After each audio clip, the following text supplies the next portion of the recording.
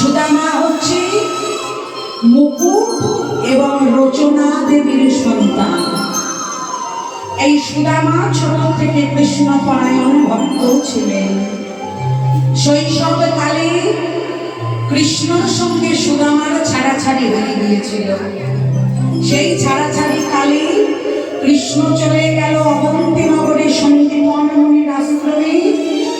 তার কিছুদিন বাদে সুদামা মাতৃপিতৃবিয়োগ হওয়ার পর তিনিও চললেন কোথায় না গুরু আশ্রমে বন্ধুর সঙ্গে থাকবে বলে।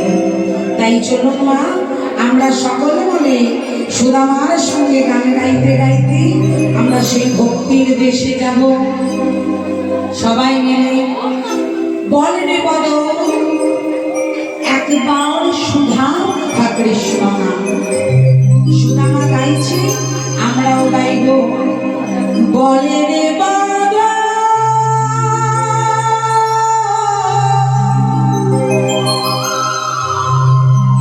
বলে রে বাবা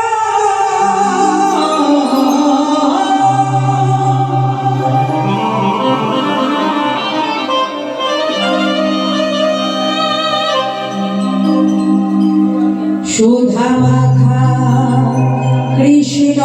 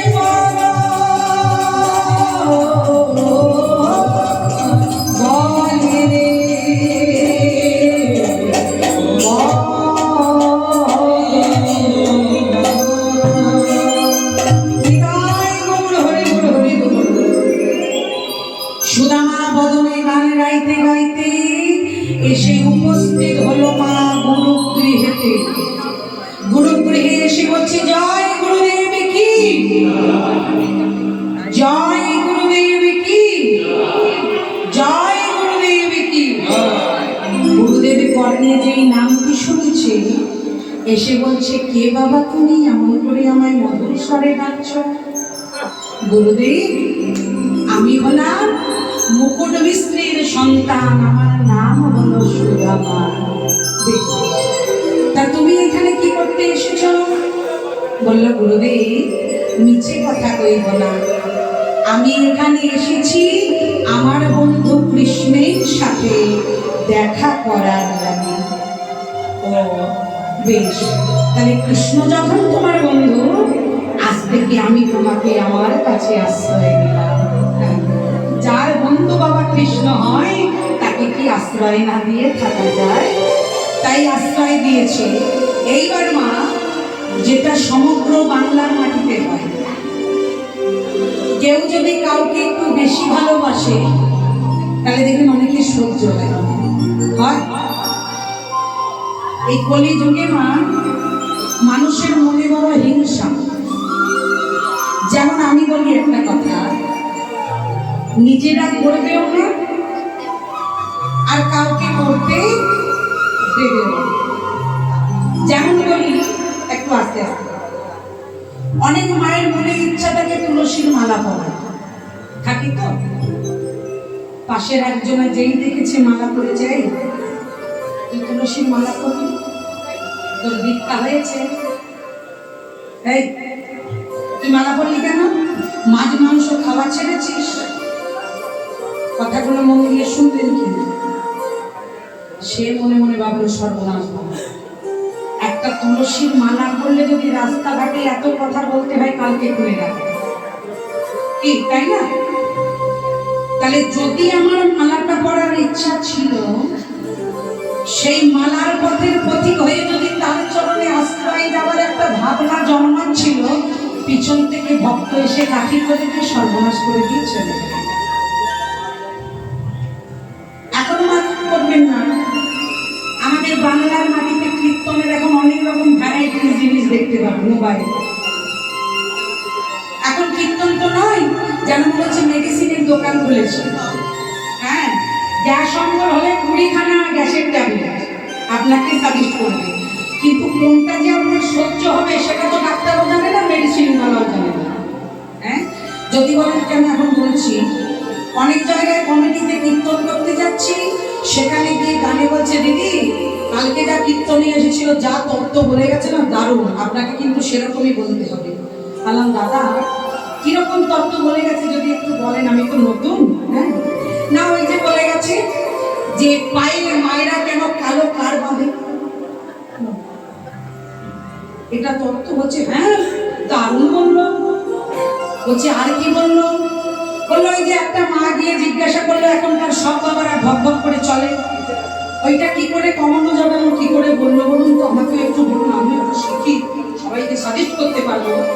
বললো ওই তো কালকে বললো। হ্যাঁ গো, ওই দিদিকে বলো তো কালকে কি বলে গেল। বলছে শুনলাম তো, বলেছে 3টে সুপুরি বালিশের তলায় রেখে দিতে শনিবার, আর যে ওই জল খায় আর কি, তার নাম করে থেতো করে দিতে। যেমন কাকে, যে খায় তাকে না, সুপারি এগুলো না, সুপারি তা থেতো করলে কি হবে না, তারপরে একটু তরকারির সঙ্গে মিশিয়ে তাকে খাইয়ে দেবে, মানে সেটা কি পটল তবে কোনো দাঁত তো বলে তত্ত্ব। বলছে হ্যাঁ, বলছে আরো বলে গেছে। আমার বাবা কি বললো? বলছে মা দুর্গা ব্লাউজের মাপ কত বলে গেল, দারুণ কীর্তন। তা ভাই দেখো ভাই, আমার বাবার তো টেলারিং এর ব্যবসা নাই যে আমি বলতে পারবো মা দুর্গার ব্লাউজের মাপ কত, পায়ে কেন কালো কার বাঁধা হয়, সুপারি কেন থেতো করা হয়, ওগুলো আমি জানি না, ওই স্কুলে আমি পড়িনি। তা আমি যে স্কুলে পড়েছি, সেই স্কুলটা হচ্ছে ভক্তের অধীন ভগবান। ভগবানকে কিভাবে নিষ্ঠার সহকারে জানা যায়, আমি সেইটা বলতে পারবো। হচ্ছে 80,000 টাকা নিয়ে গেল। আমার দাদা ভাই একটা ছোট করে কথা বলবো, 80,000 নিয়ে তো সুন্দর। বললাম একবার বলতে পারলেন না যে ভগবানকে তো কোনোদিন চোখে দেখিনি, 80,000 টাকা দিলাম, একবার উপর থেকে নিচে নামিয়ে ভাই আমায় দেখিয়ে দিয়ে যায়। তাহলে এই যুগটাকে সর্বনাশ করছে কিছু অসাধু ব্যক্তি। আমাকে যদি কেউ কোনো শাস্ত্রে, এখনকার শাস্ত্রের কথা বলছি না, এখন এখন তো মনোবরা শাস্ত্র, আদি যে 18টা পুরাণ, তার মধ্যে যদি কেউ দেখিয়ে দিতে পারে যে সেখানে লেখা আছে যে গলায় মালা পরলে নিরামিষ খেতে হবে, আমি তার জুতো নিয়ে বলবো। এই যে মানুষের মনে একটা প্রক্রিয়া যে নিরামিষ খেতে হবে, নিরামিষ তোমাকে খেতে হবে না। যদি তার কৃপা হয়, গলায় মালা পরলে যদি ভক্তির উপজয় হয়, অটোমেটিকই তোমাকে ছেড়ে দিয়ে তারা চলে যাবে, তোমাকে তাকে ছাড়তে হবে না। কি মা ভুল বললাম না ঠিক বললাম বলুন? অনেক জায়গায় রাগ করবেন না, বৈষ্ণব সেবা হয় বাবা, আমি নিজের চোখে দেখেছি। সেখানে বললাম বাবা আপনারা কি খাবেন? বলো নিরামিষ মাছ খাবো। বলো সে আবার কিরকম নিরামিষ মাছ খাবো? তাহলে নিরামিষ মাছ খাবেন মানে বুঝলাম না। বললো পেঁয়াজ দেবে না তাহলে নিরামিষ, আদা দিয়ে দিয়ে করলে নিরামিষ, আর পেঁয়াজ দিয়ে করলে আমি শরীর বলে একটু মন দিয়ে শুনবে। বললো পেঁয়াজ যদি দিয়ে দেন তাহলে সেটা আমিষ, আর যদি সেটা জিরে আদা বাটা দিয়ে করে দেন তাহলে হবে সেটা নিরামিষ। আমি বললাম বাহ, ও তার মানে মাছটা নিরামিষ। বললো আমি তখন গিয়ে তাদেরকে জিজ্ঞাসা করলাম, দেখুন বাবা অপরাধ নেবেন না, আপনার আমি হাঁটুর যোগ দিই, ধর্মীয় কোনো যোগ দিই না, কিন্তু আমি একটা কথা আজকে জানতে চাই। বললো কেন? আচ্ছা মাছটাকে যে বলছেন নিরামিষ, পেঁয়াজ দিয়ে করলে আমিষ, আদা জিরে দিয়ে করলে নিরামিষ, ঠিক আছে আমি মেনে নিলাম, কিন্তু আমার মনে হয় যারা মাছকে খায় তারা সবকিছুই খায়। তখন আমাকে সেই সাধু বাবাজি জিজ্ঞাসা করছে তা কি করে হলো? আমি প্রমাণ দিচ্ছি, আপনি শুনুন। আগেকার দিনে বাবা কল জল ছিল, এখন যেমন হয়েছে। মায়েরা কোথায় বাসন মাজতেন? আপনারাই উত্তর দেবেন, কোথায় মাজতেন? পুকুরে। তাহলে সবাই নিরামিষ খায় না?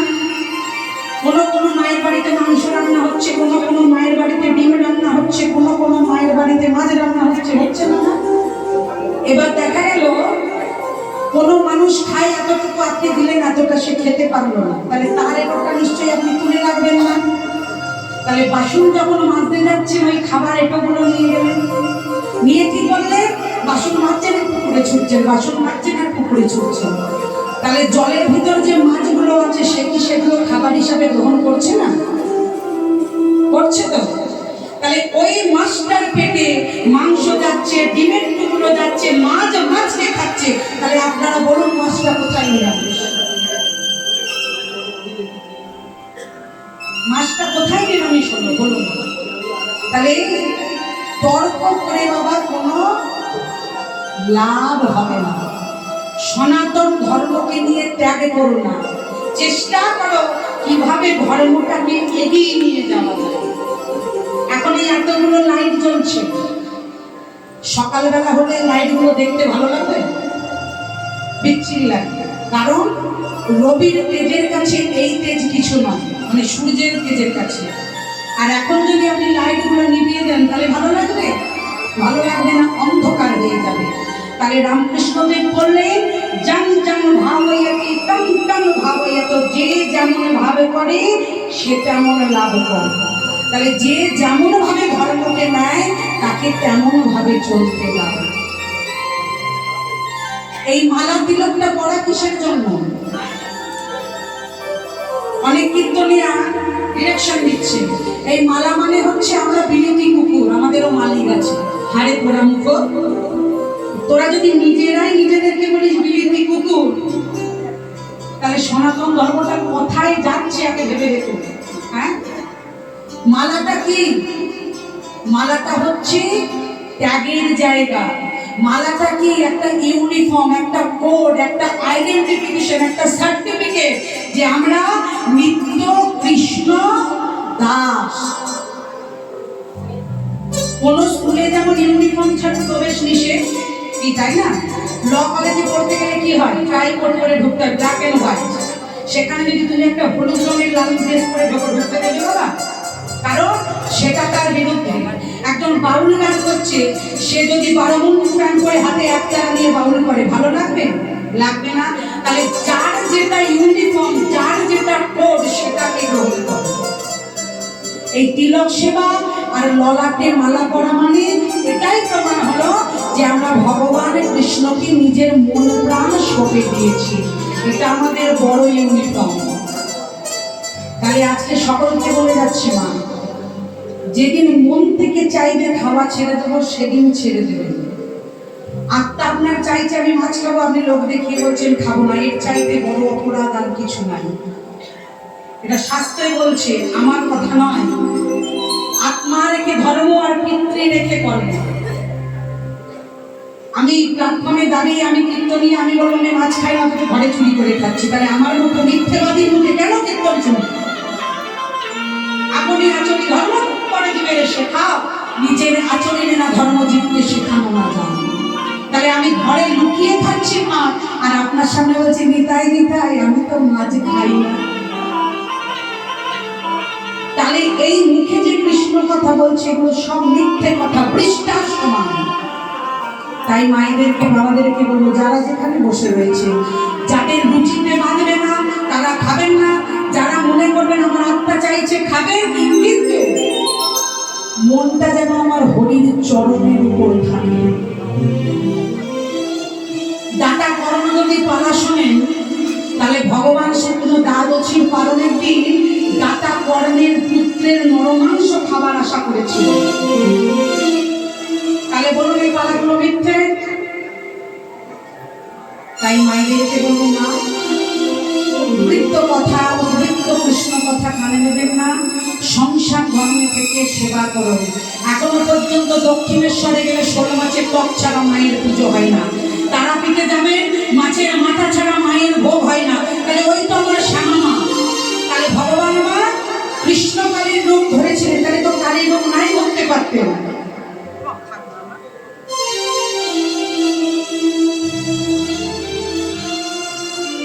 তাই বলুন, শাস্ত্র নিয়ে তর্কের জিনিস নয়। এই যে আমরা তিলকটা করেছি, এই তিলকটার একটা নাম আছে, এই ত্রিলোক। সেটা কি কি? বিশ্ব, বৈকুণ্ঠ আর ব্রহ্মাণ্ড। এই তিনজনকে দান করিয়েছি। এরা কারা? এরা হচ্ছে ঊর্ধ্বপুণ্ডক। ভগবান বলেন এই ঊর্ধ্বপুণ্ডক যিনি তিলক করে তাকে আমরা একটা কথাই বলি, তোমরা ঊর্ধ্বমুখে চাও, সদা বদনে কৃষ্ণ নাম গাও। তাই গৌরহরি বলেছিলেন যে হাতে কাম আর মুখে নাম, হাতে কর্ম করো আর মুখেতে নাম করো। তাই মাগো এই যে মালাটা পড়েছো, এই মালার কথার অর্থ কি? মালা কথার অর্থ বলি বাবা, বলি মালা জপে শালা দেখো পরে জপে ভাই।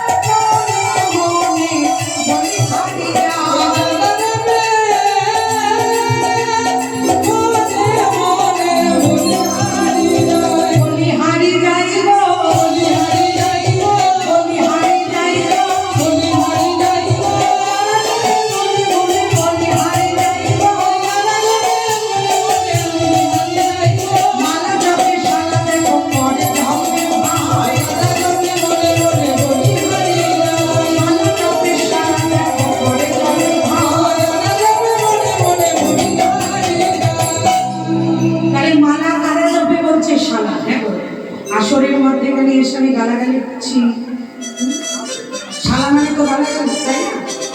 কিন্তু যদি একটু বাংলা ডিকশনারি খোলা হয়, এখন যেটাকে বলা হয় হাই স্কুল বিদ্যালয়, আগেকার দিনে কি বলা হতো বাবা আপনারা একটু বলুন?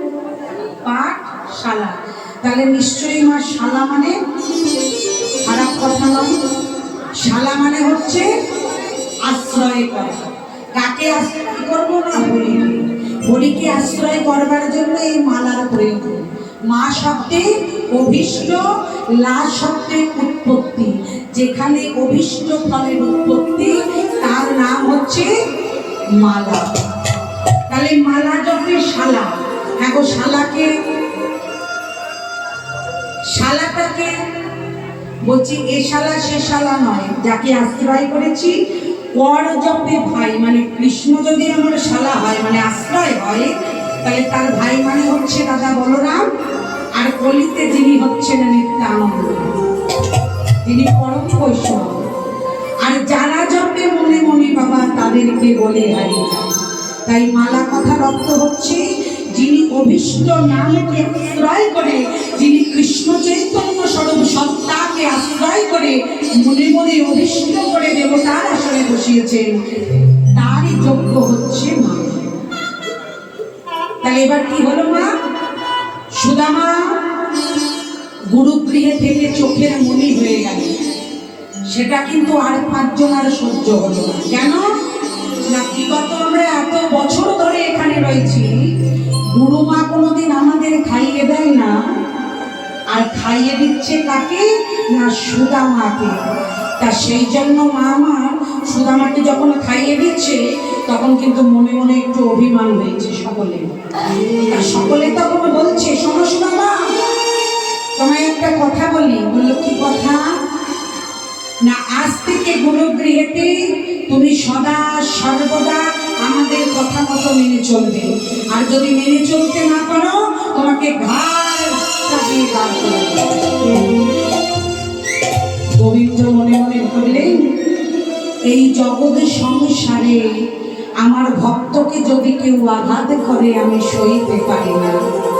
সেটা এ যুগে নয়, যুগে যুগে। বলছে কেন না, यदा यदा हि धर्मस्य ग्लानिः भवति भारत अभूत्वानाम् अधर्मस्य तदात्मानं सृजाम्यहम् परित्राणाय साधूनां विनाशाय च दुष्कृतं धर्मो संस्थापनार्थाय सम्भवामि युगे युगे सम्भवामि युगे युगे सम्भवामि युगे युगे। এইটাকে মাগো, এই যে গীতার শ্লোকটি, এই শ্লোকটিকে ঘুরিয়ে কোথায় লেখা হলো না, জিসাসের বাইবেল বলছে। যিশু খ্রিস্টের যে গ্রন্থ তার নাম হচ্ছে বাইবেল। তা সেই বাইবেল গ্রন্থে লেখা হলো, কি লেখা হলো? My lord Krishna appear our in earth in every time in every place in every place is bless us. অর্থাৎ ভগবান প্রত্যেক মুহূর্তে জীবের মধ্যে কৃপা করে যাচ্ছেন। সর্বধর্মান্য পরিত্যাজ্য মামেকং স্মরণং ব্রজ অহং ত্বাং সর্বপাপেভ্যো মুক্তৈ স্বামী সমাসুচ লোকাস্মিন বিবিধানিষ্ঠ পুরা প্রত্যময়ানভো জ্ঞান যোগেন সংখ্যানাদ কর্মযোগেন যদিনাম। জগৎ সংসারে তার কৃপা পেতে গেলে আগে নত হতে হবে বাবা। আগে যদি নিচু না হন তাহলে বাবা উঁচুতে ওঠা যাবে না। তাই ভগবান চিন্তা করলেন যে সুদামাকে আমার থেকে তাড়িয়ে দেবে, তাহলে লোকের কাছে অপমান খাওয়ানোর থেকে সুদামাকে আমি তাড়িয়ে দেব, তাহলে তো আমার ভক্তের মনে আঘাত লাগবে না। তাই সুদামা আজকে কৃষ্ণকে বলছে, আই কৃষ্ণ, আমরা সকলে মিলে আজকে বনে বনে কাঠ করতে যাব। তা বনে বনে কাঠ করছে আর বদলে গান গাইছে। তা চলো আমরাও একটু করতালি দিয়ে গান করি সকলে মিলে।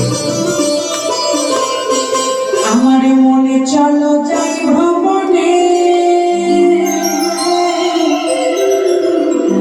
কৃষ্ণ অনুরাগের বাগানে।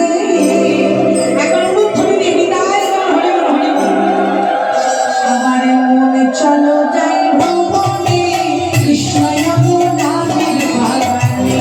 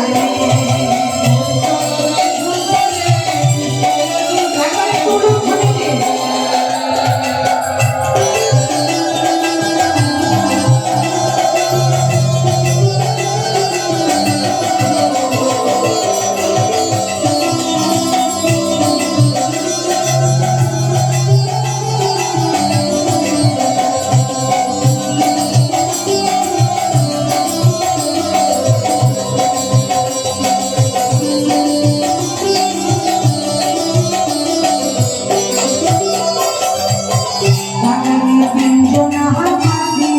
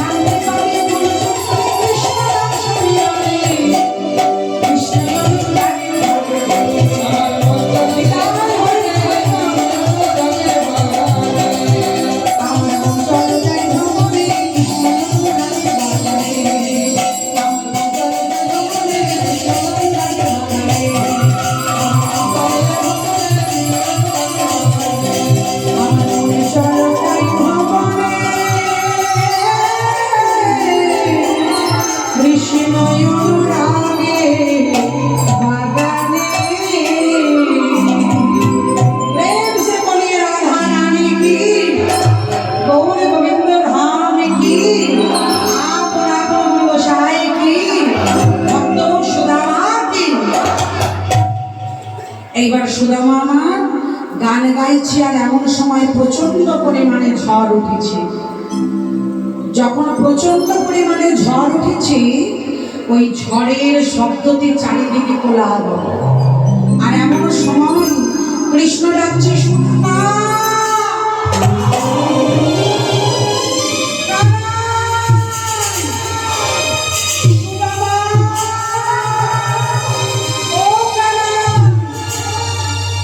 দুদিকে যখন দেখতে পাচ্ছে না মা, যখন তড়া করে ধুলোর মধ্যে দেখতে পেয়েছে তখন সুদামা দেখছে ওই ঝড়েতে একটা জামরুল গাছের ডাল ভেঙে কানাইয়ের মাথায় পড়বে।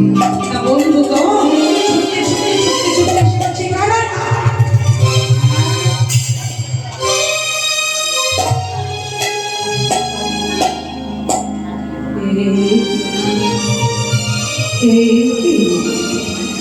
ওরে সুদামা নদীর ধারা ছড়ে যা, নদীর ধারা ঝরে মাগো, নদীর ধারা মানে রক্ত ঝরে পড়েছে। গোবিন্দ বলছে, সুদামা তুই আমায় ভালোবাসিস? ওরে ওরে ও কানাই, তোর মনে আছে যেদিন তুই আমাকে বনের দাবানল হতে, যমুনার কালিদহের বিষ জল হতে, অগাসুর গগাসুর প্রলম্বকে সিদ্ধিনাবর্তের হাত থেকে রক্ষা করেছিলি? মনে করে দেখ, আজ সেই ঋণ শোধ করবার সময় এসেছে ভাই। আমরা মরে গেলে তুই আমাদের বাঁচিয়ে দিবি, কিন্তু যদি তুই মরে যাস তাহলে আমাদের কে বাঁচাবে বল?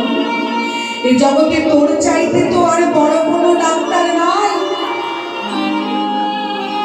গোবিন্দ আমার নিজের উত্তরীয় ছিঁড়ে দিয়ে বেঁধে দিলেন সুদামার মাথায়। গোবিন্দ মনে মনে ভাবলেন, এইরকম ভক্তের ভক্তিতে যদিও ঘাড় ধাক্কা দিয়ে ওরা বার করে দেয়, তাহলে আমি আঘাত সইতে পারবো না। তাই কি করলো মা, গভীর রাত্রিতে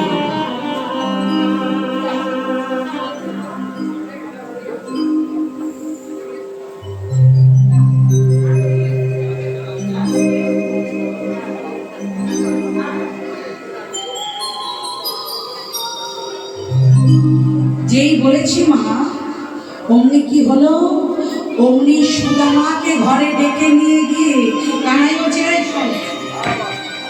আজকে প্রমাণ দে তুই আমায় কতটা ভালোবাসিস, কতটা ভালোবাসিস না। মা, ভালোবাসা কি মাপজোক করে দেখানো যায়? যায় না। শোন, আজকে তুই যখন আমায় ভালোবাসিস একটা কথা দিতে হবে সবার সামনে, বল দিবি?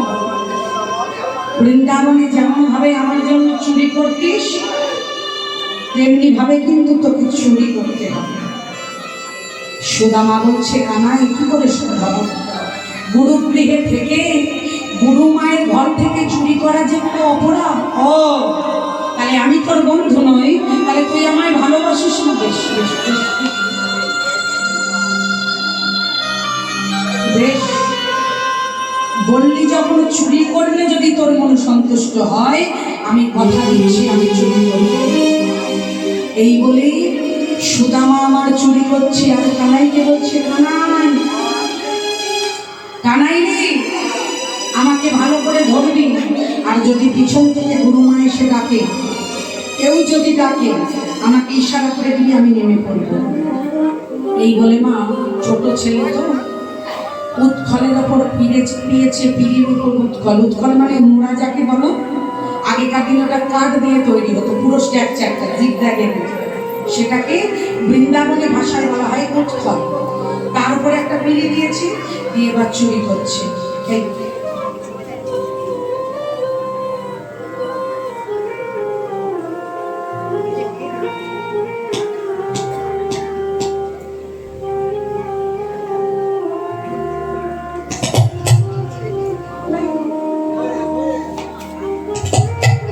সে তো নাই, তাকে নিতে বলছে, সে কোথায় গেছে? কানাই চলে গেছে গুরুমাকে ডাকতে, গিয়ে বলছে, গুরুমা গুরুমা আপনি তাড়াতাড়ি উঠুন। বললো, কেন? না প্রতিদিন বলেন না যে ছোলা কলাই নাড়ু কমে যাচ্ছে, আজকে চোরকে হাতে নাতে ধরেছে। এইবার ধরে নিয়ে সে পিছনে দাঁড়িয়েছে, কানাই তো চাকরি করে দাঁড়িয়ে রয়েছে, সুদামা তো জানে না। সুদামা বলছে, আর অমনি নেমে বলেছে, আর সঙ্গে সঙ্গে কিন্তু মা গুরু মা সৌমুখী দেবী হাতটি চাকরিয়ে, আর যেই চাকরিয়ে ধরেছে অমনি গুরুমা বলছে, ওগো সুদামা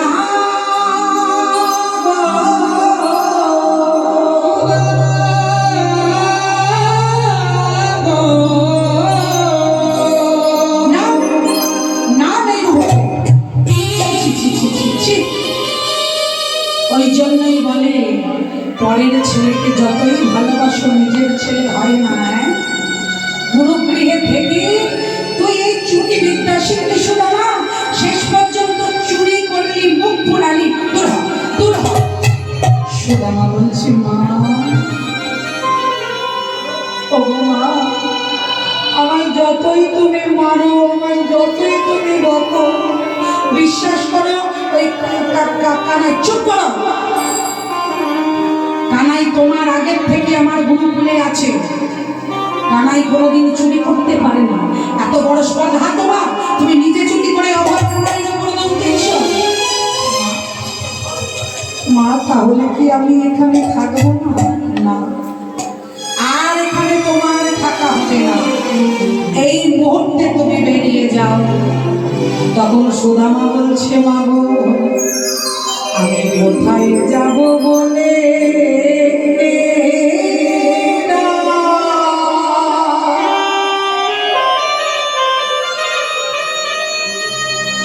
বলে না,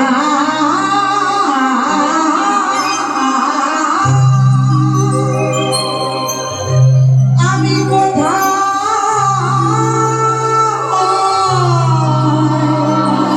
যাব জানি না।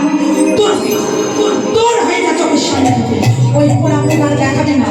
মা, তোমার পায়ে ধরে মিনতি করছি মা, আমি এখন কোনোদিন করবো না, বলছি বেরিয়ে যা। যখন তাড়িয়ে দিচ্ছে মা, তখন সুধামা বলছে, বাহ কানাই বাহ,